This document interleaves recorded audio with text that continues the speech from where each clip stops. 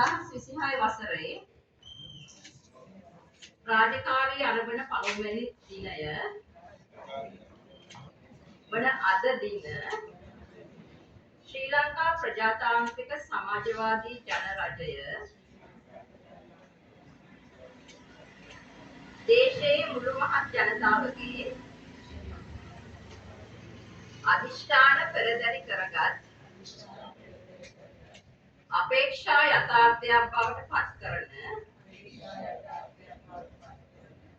සෞභාග්‍යමත්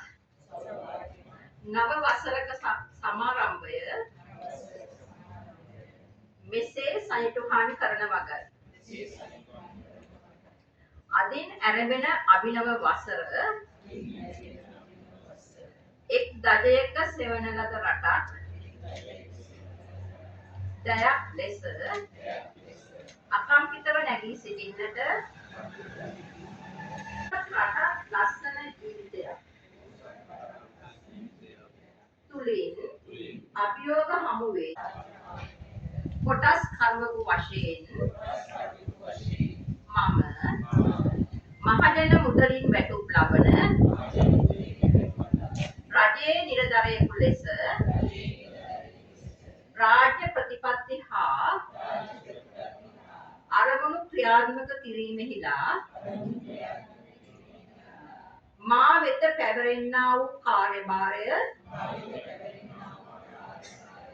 කාර්යක්ෂමව සඵලදායීව තිර අධිජනින් යුතුව උපරිම කැපවීමෙන් අවංකභාවයෙන් මහ ජනතාවට පක්ෂපාතීව සපුරා ඉටු කරන බවට ප්‍රතිඥා දෙමි.